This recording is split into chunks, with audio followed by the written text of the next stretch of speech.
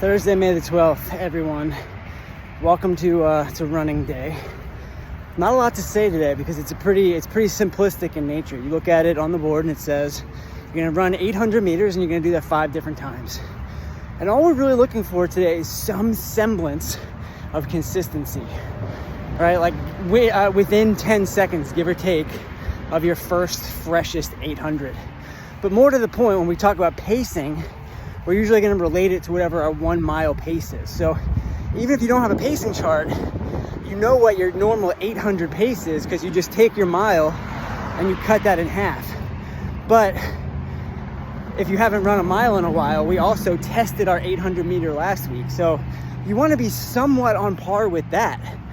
The reason you might not be on par with that today is because you're doing it 5 times. It's not a single test. However, your first one's gonna be pretty fresh, right? So let's try to stay consistent. Let's see if we can get close to our 800 meter from last week.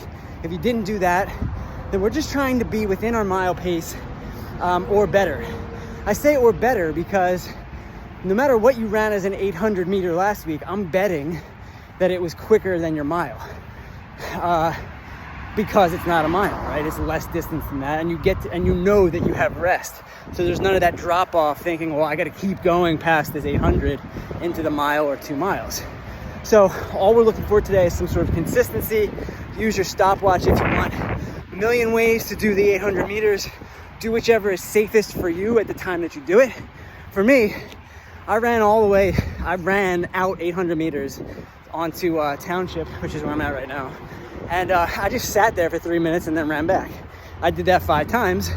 And of course, if you think about the math and how stupid I am, that means after the last run, I was back on Township. So I got to go 800 meters back. Maybe don't do it that way unless you want that extra 800 meters.